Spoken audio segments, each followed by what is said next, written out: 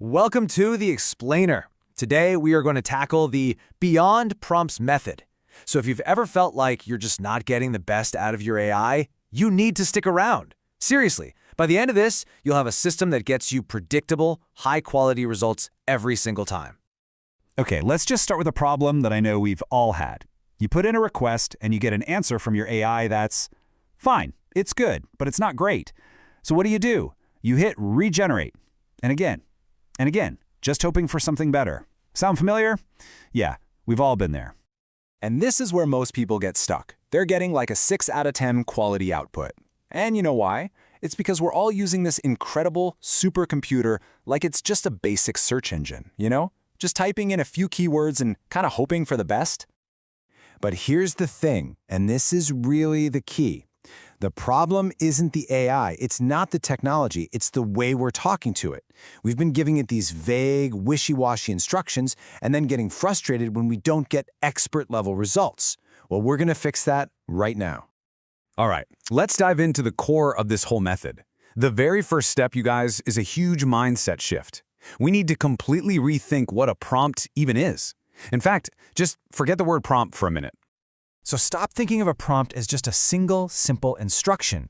Instead, I want you to start thinking of it as a detailed job briefing you'd give to a specialist that you just hired. I mean, think about it. You wouldn't just tell a new marketing person, hey, go do some marketing, would you? No. You'd give them a role, a specific goal, and some ground rules. That is exactly how we need to start treating AI. And the way we do that, the core of the Beyond Prompts method, is by setting up this briefing right at the very beginning. It's called a system prompt. And its whole job is to create the AI's specific identity and mission before you even ask it to do anything.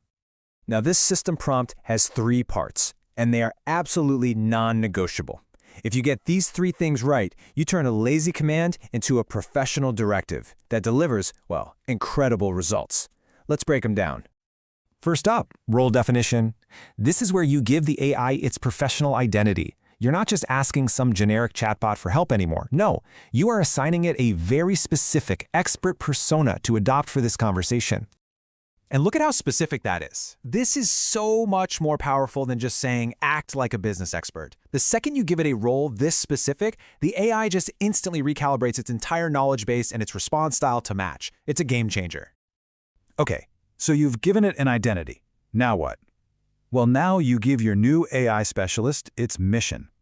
This is where you clearly state the situation it's in and exactly what a successful outcome looks like. This example is just brilliant because it's not just about what to do, but who it's for. Knowing the audience is a CEO who only wants the summary, that completely changes the focus, the length, the detail, everything. It's not a generic report anymore, it becomes a precision tool for communication. And this third part, this is the secret sauce. This is how you get those super precise results you've been looking for. You have to set clear rules and limitations. This is where you really take full control of what comes out the other end. So the point here is that you are literally defining the exact container that the AI has to fill. You're specifying the format, the tone, the word count, and, this is a pro move, even what words not to use. This basically eliminates all that generic filler and forces the AI to be incredibly focused. Okay, so you've mastered the 3-part system. You are already way ahead of probably 90% of AI users out there. But now, let's go from intermediate to expert, because the biggest myth in all of this is that you just type in one perfect prompt and you're done. The most effective users have one more trick up their sleeve. It is called the self-correction loop. And instead of you taking the first draft and editing it yourself, you actually make the AI critique its own work based on the rules you already gave it. You just use a simple follow-up prompt, just like this one. And what this does is it's incredible. It forces the AI to become its own quality control manager. It has to reread your rules, find its own mistakes, and then fix them. This is the step that takes a good result and makes it perfect. And this one little step completely changes your role in the process. You're not a frustrated editor anymore, cleaning up the AI's messy first draft. You become an efficient supervisor, directing your specialist to perfect its own work. Let's look at a super clear example. On the left, a generic prompt gets you a totally boring and predictable title. But look at the right. When you give it that specific role, a rebellious financial podcaster for Gen Z, the result is specific, it has a voice, and it's way more compelling. I mean, the difference is night and day. So the big question, how do you start using this right now? Let's talk about some simple, practical rules for your new AI workflow. These 3 habits will absolutely transform your results. First, always start a fresh chat. This stops the AI from getting confused by old, unrelated conversations. Second, just invest 60 seconds, 1 minute, to write your 3-part system prompt up front. I promise you, that 1 minute will save you 10 minutes of editing on the back end.